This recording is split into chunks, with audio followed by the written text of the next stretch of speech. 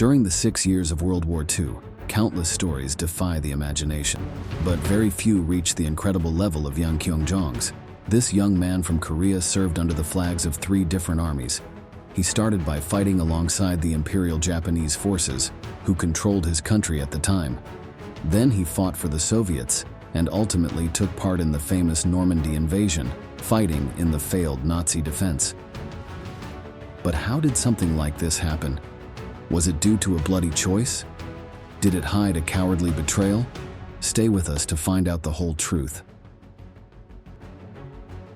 Today, in this new episode of Military History, we will tell you the incredible life of Yang Kyoungjong.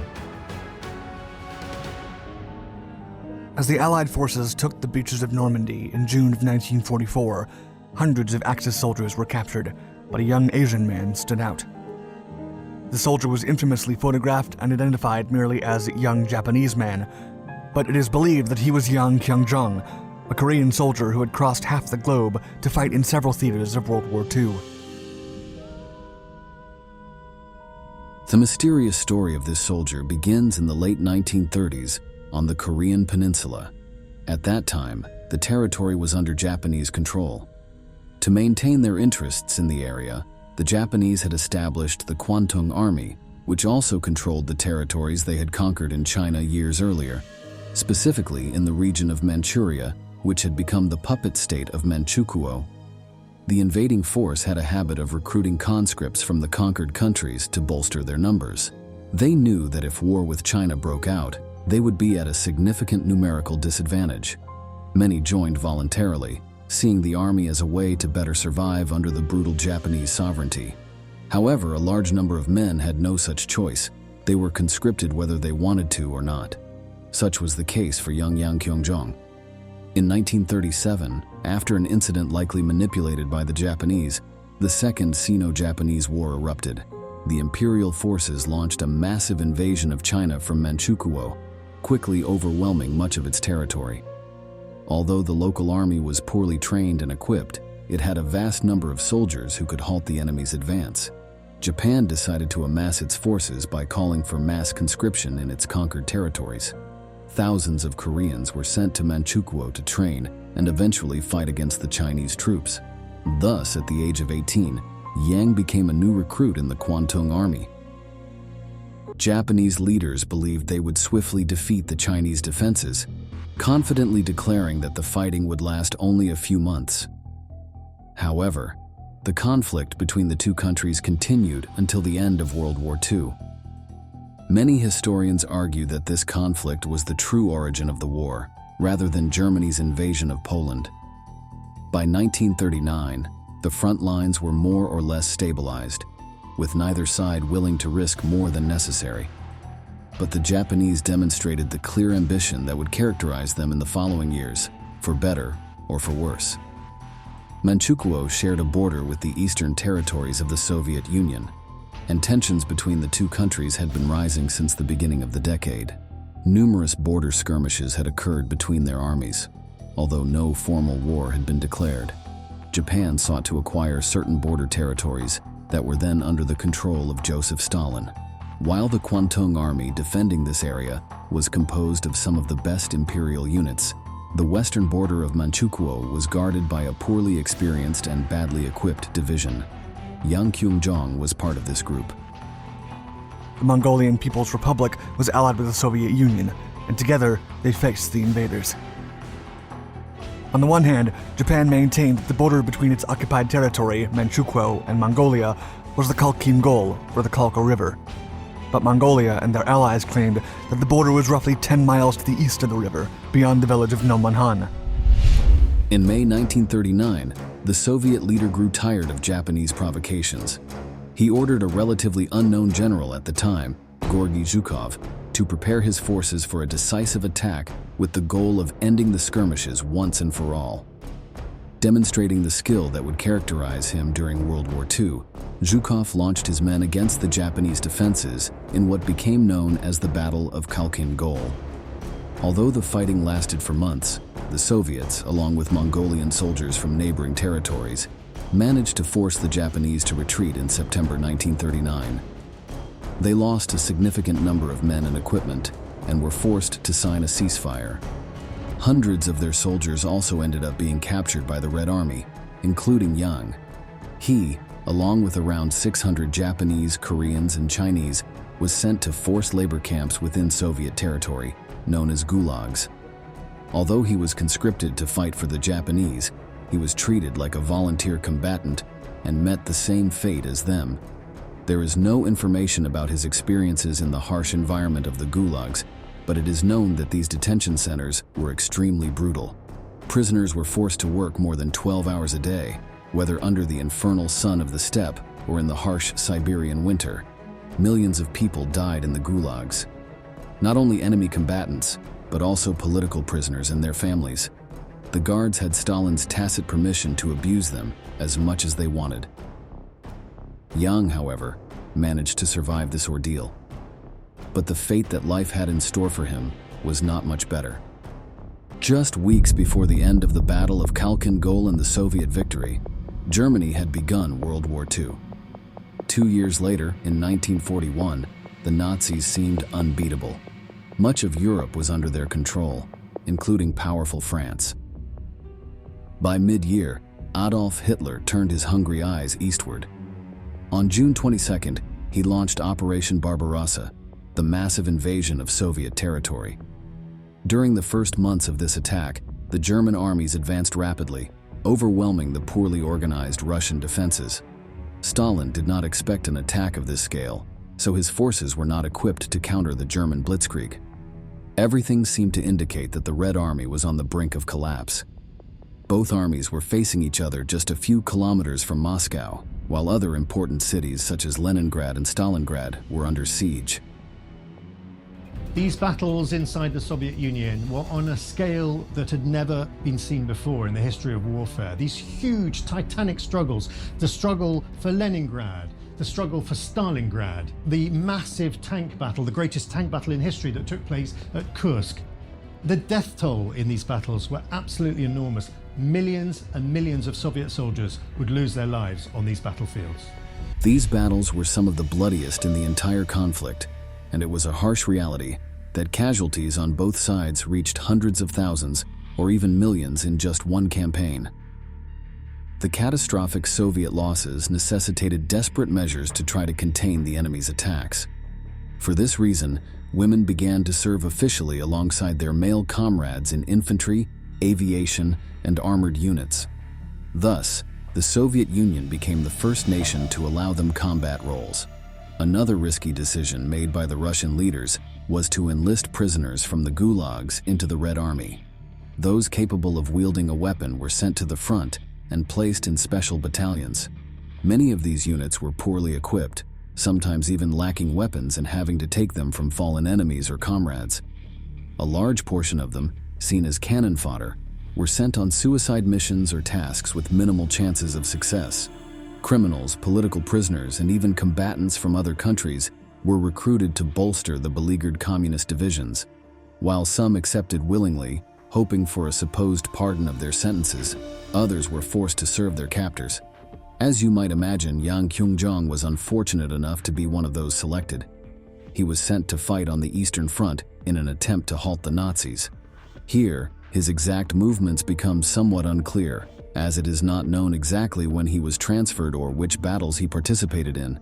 He may have been assigned a support role rather than one of direct combat. However, if this was the case, the situation soon changed due to the events unfolding on the battlefield. In mid-1942, the famous and bloody Battle of Stalingrad began. What initially seemed like a certain German victory turned, for many experts, into the turning point of the entire war. After a long 6 months, and thanks in part to the measures taken by Stalin and his advisors, a significant portion of the German forces was destroyed on the outskirts of the city. Although the Red Army suffered millions of dead and wounded defending the place, by early 1943, Adolf Hitler's forces were in retreat. However, they were defeated but not defeated. In February of that same year, the Third Battle of Kharkov was fought. The city, located in northern Ukraine, had already changed hands twice during the war. The Germans managed to capture it again, killing tens of thousands of Soviets and capturing many more. This is when the unfortunate Yang Kyoungjong reappears, as he was among the captured group. Once again, he was sent to a prisoner camp where he languished for a time under terrible conditions. But the Soviets were not the only ones who had a habit of recruiting captured combatants.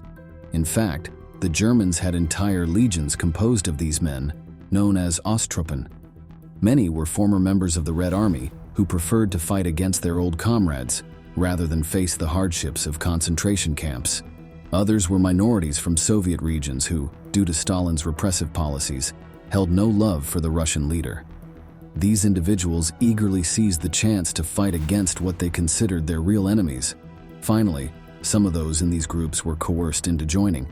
Those who refused faced death, often by a firing squad. The Germans had to resort to these foreign legions because they were in very dire straits. They had already lost millions of men fighting against the Soviets. While Red Army casualties were also massive, they had numerous reserves of men and women still capable of fighting. The Germans were not so fortunate. By 1944, they were forced to recruit not only prisoners, but also elderly individuals and children. Their elite squads had either died in the frozen Russian steppes or been captured for forced labor in enemy camps. Only poorly trained reserves remained. Although information is again scarce, it is believed that Yang chose to join the Osttruppen when the opportunity arose. He had no loyalty to the Russian forces, so he may have seen this option as a favorable escape from imprisonment. Osttruppen, or Eastern troops, were usually stationed away from the front lines and instead allocated to rear area activities like security operations or coastal defense to free up regular German forces to fight in the main arena. Furthermore, there were two classes of foreign conscripts, those who fought and those who didn't. Hilfswillige, or Hiwis, were mostly volunteers who helped in non-combat roles, such as supply troops or construction laborers. Still, many Hiwis were forced into combat as the fighting increased. In mid-1944, everyone anticipated the imminent opening of a new front in the war. This would be on the French coast of Normandy by the Western Allies. The Nazis were forced to move a large number of divisions there to reinforce the defenses, even with the Soviet threat advancing from the east. Yang Kyoungjong was transferred to the so-called Atlantic Wall to try to hold off the enemy invasion. He was there on June 6th, when American and British ships began to appear on the horizon. As is well known, the Allied attack managed to overcome the German barriers and advance into occupied France. Yang and his division were sent to the port of Cherbourg, tasked with preventing its capture at all costs. But this was an impossible mission. Although the town was well defended, the troops had not had a single day of rest since the enemy landing. The men who fell on D-Day had not yet been replaced, and ammunition and medical supplies were running low. Cherbourg was soon captured, and Yang's division was destroyed. But the soldier dodged death once again. Instead, he was captured by the Americans. Alongside him were 3 other men of Asian descent. None of them spoke English, and their captors did not know their languages either. The Allies assumed they were Japanese soldiers who had volunteered for the German forces. Although it is likely that, except for Yang, the other men were native Georgians who had decided to fight against the Soviets and were then sent to the Atlantic coast. Regardless of their origin, their fate was the same.